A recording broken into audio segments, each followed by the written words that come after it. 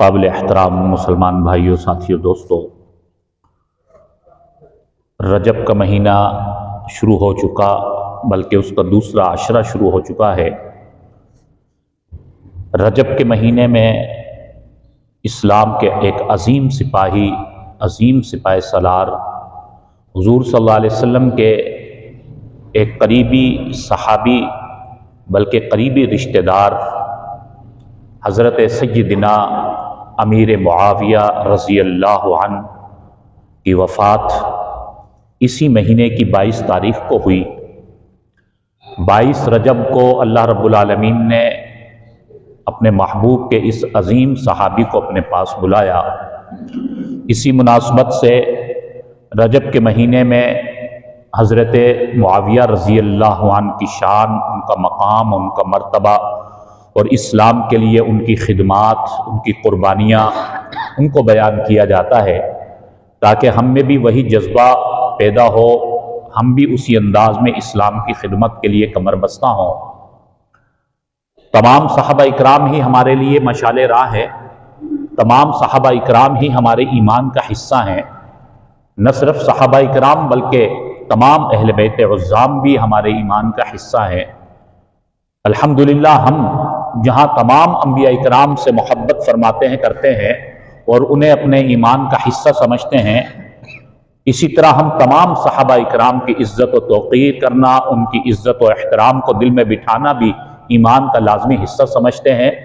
بالکل اسی طرح اہل بیت بھی ہمارے سر کے تاج ہیں، ان کے لیے بھی عزت و تکریم، مقام اور مرتبہ، فضیلت، ان کی توقیر کو اپنے دل میں بٹھانا، یہ بھی ہمارے ایمان کا حصہ ہے۔ تو حضرت امیر معاویہ رضی اللہ عنہ حضور صلی اللہ علیہ وسلم کے برادر نسبتی بھی ہیں، یعنی حضور صلی اللہ علیہ وسلم کی اہلیہ محترمہ زوجہ مطہرہ کے سگے بھائی ہیں، حضرت ابو سفیان رضی اللہ عنہ کے صاحبزادے۔ اللہ رب العالمین نے انہیں اسلام کی توفیق نصیب فرمائی، اللہ نے بڑی ذہانت سے نوازا تھا، خداداد صلاحیتوں سے نوازا تھا، تو اللہ تعالیٰ نے ان سے بڑی دین کی خدمت کا کام لیا۔ حضور علیہ السلام کی زندگی میں بھی اور حضور صلی اللہ علیہ وسلم کے وصال کے بعد تمام خلفاء کی زندگی میں، اور پھر جب انہیں امارت ملی اور اسلامی حکومت ملی اور اس وقت جو انہوں نے پوری دنیا میں اسلام کی عظمت کا ڈنکا بجایا، اسلام کی عظمت کا جھنڈا لہرایا، اس کی کوئی مثال پیش نہیں کر سکتا۔ حضرت امیر معاویہ رضی اللہ عنہ کا جہاں اور بڑا مقام اور مرتبہ ہے، ایک ان کی بڑی فضیلت اور ان کی خصوصیت اور ان کی پہچان وہ یہ ہے کہ یہ کاتب وحی تھے، کاتب قرآن تھے، جنہیں ہمارے نبی صلی اللہ علیہ وسلم نے اپنی وحی لکھنے کے لیے منتخب کیا، کاتب قرآن اور کاتب وحی بنایا۔ اللہ رب العالمین کی حکمتیں ہیں، اللہ تعالیٰ نے تمام علوم کے خزانے ہمارے نبی صلی اللہ علیہ وسلم کو عطا فرمائے، لیکن دنیاوی اعتبار سے جو لکھنے کا ہنر کہہ لیں یا لکھنے کا فن کہہ لیں، اس اعتبار سے حضور صلی اللہ علیہ وسلم کو یہ دنیا کا بظاہر ظاہری علم نہیں دیا گیا، کہ دنیا میں کوئی انسان ایسا تھا ہی نہیں جو ہمارے نبی صلی اللہ علیہ وسلم کا استاد بن سکتا ہوتا۔ تو اللہ رب العالمین نے براہ راست تمام معارف کے خزینے اور تمام علوم کو ان کے حضور علیہ السلام کے سینے پر ڈائریکٹ اتارا۔ تو حضور صلی اللہ علیہ وسلم نے چونکہ وحی کو لکھوانا ہوتا اور قرآن پاک کو لکھوانا ہوتا، تو حضور صلی اللہ علیہ وسلم نے اپنے کچھ کاتبین کو ترتیب دیا ہوا تھا، کاتبین کو تیار فرمایا ہوا تھا۔ تقریباً 12 یا 13 کاتب تھے جن کے ذمہ ہوتا کہ حضور صلی اللہ علیہ وسلم جو قرآن کی آیت لکھواتے وہ لکھتے۔ ان میں حضرت امیر معاویہ پیش تھے۔ سب سے زیادہ جن سے وحی لکھوائی، سب سے زیادہ قرآن کی آیات جن سے لکھوائی، وہ حضرت امیر معاویہ رضی اللہ عنہ ہے، اس لیے ان کو کاتب وحی کہا جاتا ہے۔ تقریباً 165 خطوط حضور صلی اللہ علیہ وسلم نے دوسرے بادشاہوں کو لکھے ہیں۔ حضور صلی اللہ علیہ وسلم کو اعتماد تھا، اسی لیے 165 خطوط میں سے 103 خطوط حضرت معاویہ رضی اللہ عنہ سے لکھوائے۔ حالانکہ کاتب تو اور بھی صحابہ اکرام تھے، لیکن حضرت امیر معاویہ رضی اللہ عنہ کی یہ فضیلت ہے کہ سب سے زیادہ خطوط اور قرآنی آیات حضرت معاویہ رضی اللہ عنہ کے ہاتھ سے لکھوائی گئی۔ یہ حضور صلی اللہ علیہ وسلم کے اعتماد کی عظیم مثال ہے۔ اور حضرت معاویہ رضی اللہ عنہ نے 100 تقریباً 13 احادیث نقل فرمائی. 113 احادیث ان سے روایت ہیں، انہوں نے حضور صلی اللہ علیہ وسلم سے سن کر امت تک آگے پہنچائی.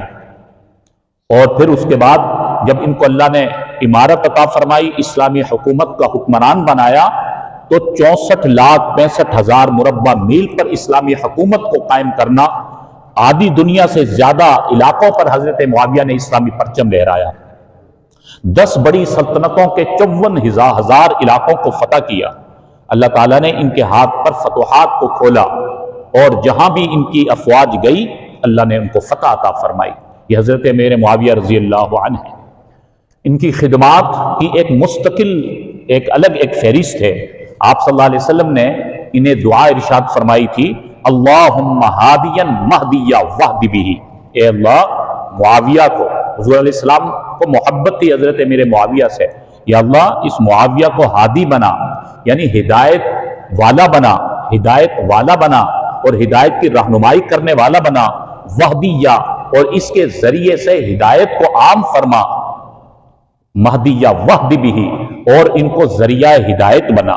خود بھی ہدایت یافتہ یا اللہ ان کو بنا، اور ان کو ذریعہ ہدایت بھی بنا، اور ان کے ذریعے سے یا اللہ دوسروں کو ہدایت کا راستہ ملے. خود بھی اللہ رب العالمین نے انہیں رضی اللہ عنہم ورضوا عنہ میں شامل فرمایا اور ہدایت یافتہ فرمایا. اللہ تعالیٰ نے ہدایت کے اعلیٰ درجے عطا فرمائے، اور پھر ان کے ذریعے سے جو اسلام کی تعلیمات پھیلی اور اسلام کا نور پھیلا اور ہدایت کا راستہ عام ہوا. جیسا کہ میں نے عرض کیا کہ 64,65,000 مربع میل پر اسلامی پرچم لہرایا، اور ان کے ذریعے سے دین کا کام عام ہوا، حضور کی ختم نبوت کا پیغام عام ہوا، اور حضور کی تعلیمات کو ساری دنیا کے اندر عام کیا گیا. یہ حضرت امیر معاویہ رضی اللہ عنہ کے دور حکومت میں ہوا.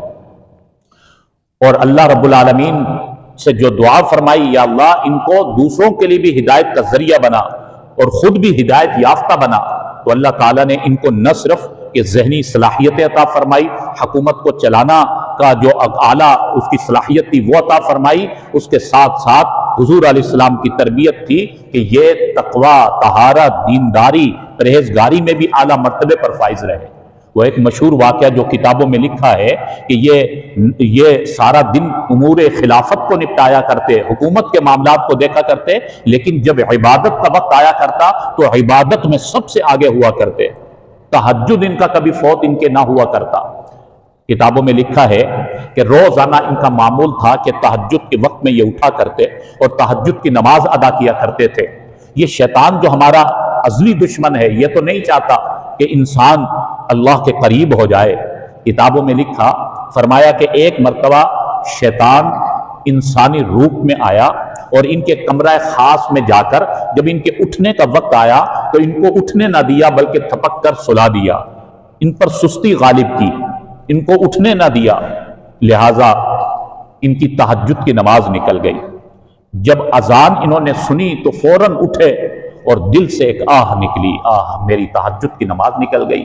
معاویہ تو اتنا غافل ہو گیا، اپنے دل کو، اپنی نفس کو ملامت کیا کہ معاویہ تو اتنا غافل ہو گیا کہ تہجد کی نماز میں تو نہیں اٹھ سکا، تیری تہجد کی نماز نکل گئی. دل میں ایک غم ہوا اور ایک غم کی آہ نکلی. اگلے دن حضرت معاویہ رضی اللہ عنہ فرماتے ہیں کہ میرے کمرہ خاص میں میں نے دیکھا کہ تہجد کے وقت مجھے کوئی اٹھا رہا ہے. حضرت اٹھ جائے، تہجد کی نماز کا وقت ہو گیا. میری آنکھ کھلی، میں نے دیکھا کہ ایک شخص ہے جو مجھے اس نیک کام کے لیے اٹھا رہا ہے، لیکن میرے کمرے تک پہنچا کس طرح؟ وقت کے حکمران ہیں، ایک عام آدمی جو پہچانتے جن کو یہ نہیں تھے، وہ ان کے کمرہ خاص میں کس طرح پہنچ گیا؟ تو ان کو تجسس ہوا. فرماتے میں نے اس کا ہاتھ پکڑ لیا اور میں نے کہا کہ بھائی تم کون ہو؟ اس نے جانے کی کوشش کی، میں نے زبردستی اس کا ہاتھ پکڑا اور میں نے کہا جب تک تم بتاؤ گے نہیں کہ تم کون ہو، کہاں سے آئے ہو اور مجھے تہجد کی نماز کے لیے اٹھا رہے ہو، اس وقت تک بتاؤ گے نہیں تو نہیں چھوڑوں گا. مجبور ہو کر اس شخص نے کہا کہ حضرت امیر المومنین، میں تو شیطان ہوں، ابلیس ہوں، آج میں آپ کو خود نماز تہجد کے لیے اٹھانے کے لیے آیا ہوں. حضرت معاویہ فرماتے مجھے مزید اور زیادہ تعجب ہوا، حیرانگی ہوئی کہ یہ شیطان جس کا مقصد ہی انسان کو نیکیوں سے دور کرنا، اعمال سے دور کرنا ہے، یہ مجھے اس نیک کام کے لیے، اس تہجد کی نماز کے لیے اٹھانے چلا ہے. میں نے کہا کہ بتاؤ माजरा क्या है, तुम मुझे किस तरह आज उठाने के लिए आए? फिर उसने मजबूर होकर बताया कि हजरत, जब मैंने कल आपकी तहज्जुद की नमाज फौत करवा दी, आपकी जब तहज्जुद की नमाज निकली तो आपके दिल से एक दर्द और एक गम की एक जो आह निकली थी, वो आह अर्शों तक पहुंची। अल्लाह ने उस आह को इतना पसंद फरमाया कि आपकी उस आह के नतीजे में आपके तमाम इस इलाके वालों की मग़फ़िरत का ऐलान कर दिया। आपके दिल से निकलने वाली ये आह अल्लाह को इतनी पसंद आई कि अल्लाह ने इतने लोगों को मुआफ़ फरमा दिया। मेरे लिए तो ये बहुत बड़ा घाटे का सौदा। मैं तो चाहता यही हूं कि इंसानों को दीन से दूर करूं, आमाल से दूर करूं, अल्लाह से दूर करूं। और आपकी मैंने तहज्जुद की नमाज भी इसी वजह से फौत करवाई। लेकिन आपको जो गम हुआ तहज्जुद के निकलने का, आपके दिल में जो दर्द पैदा हुआ, जो आह निकली, उस आह ने तो मेरा नुकसान कर दिया। इतने बड़े इलाके के लोगों को अल्लाह की तरफ से मुआफ़ी मिल गई। आपकी आह के सदके अल्लाह ने कितनी लोगों को मग़फ़िरत का परवाना अता फरमा दिया। ये तो मेरे लिए नुकसान और खसारे का सौदा था। इसलिए आज मैं खुद आपको उठाने के लिए आ गया। आज मैंने खुद चाहा कि आपको तहज्जुद के लिए उठा दूं, कहीं आज भी मेरा इतना बड़ा नुकसान ना हो जाए। ये हजरत मुआविया रज़ी अल्लाह अन्हु कि जिनकी फतुहात के वाक़यात तो बहुत मशहूर हैं, लेकिन उनका ये तक़वा, उनकी परहेज़गारी और उनकी ये तहज्जुद का एहतिमाम, इस तरह की भी बेशुमार मिसालें हैं। तो तमाम सहाबा इकराम जहां अपनी जिम्मेदारियों को निभाते, वहां तक़वे में, परहेजगारी में, हुजूर अलैहिस्सलाम के अहकामात को पूरा करने में भी सबसे पेश हुआ करते थे। तो हजरत मुआविया रज़ी अल्लाह अन्हु ने न सिर्फ ये कि दीन इस्लाम की खिदमत की, बल्कि अमल करके दिखाया। तो इनकी जिंदगी भी हमारे लिए मशाले राह है। इनके मुताबिक हम अपनी जिंदगी को बनाएं। इन्होंने जिस तरह इस्लाम के लिए कुर्बानियां दी, अपनी सलाहियतों को इस्लाम के लिए लगाया और हुजूर सल्लल्लाहु अलैहि वसल्लम के लिए की खिदमत के लिए, इस्लाम की खिदमत के लिए शब रोज मसरूफ अमल रहे, हमारे लिए भी इसमें यही सबक है कि हम भी इसी तरह अगर कामयाबी चाहते हैं तो जिस तरह इन सहाबा इकराम ने, हजरत मुआविया रज़ी अल्लाह अन्हु ने, दीगर सहाबा इकराम ने इस्लाम की खिदमत की और उस पर अमल करके दिखाया, तो हमें भी कामयाबी इसी में मिलेगी। हम भी उसी नबी सल्लल्लाहु अलैहि वसल्लम के उम्मती हैं। हमारी भी यही जिम्मेदारी है कि हम इस्लाम की इशाअत की भी फिक्र करें, इस्लाम के दिफा की भी फिक्र करें और इस्लाम के लिए जो हो सकता है खिदमात सर अंजाम दें। वो माली तौर पर हो, वो जानी तौर पर हो, वो वक्त लगाकर हो, और उसके साथ साथ जिस तरह सहाबा इकराम ने अमल करके भी दिखाया।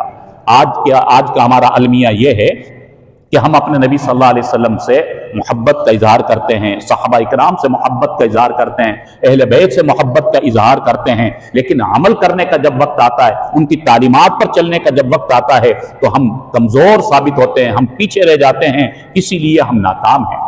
तो हमारी कामयाबी इसी में है कि हम सहाबा इकराम को मशाले राह बनाएं। हमारे नबी सल्लल्लाहु अलैहि वसल्लम ने फरमाया, अस्हाबी कन नुजूम फबिअय्यिहिम मुक़्तदैतुम इह्तदैतुम। फरमाया, मेरे सहाबा सितारों की मानिंद हैं, इनमें से तुम जिसकी भी इक़्तिदा करोगे हिदायत पा जाओगे। तो हमारी हिदायत के लिए जो मिसाल है, जो हमारे लिए मशाले राह हैं, वो सहाबा इकराम हैं। इनमें से जिस सहाबी रसूल को भी हमने अपना आइडियल बना लिया और अपने लिए मशाले राह बना लिया, हम कामयाब हो जाएंगे।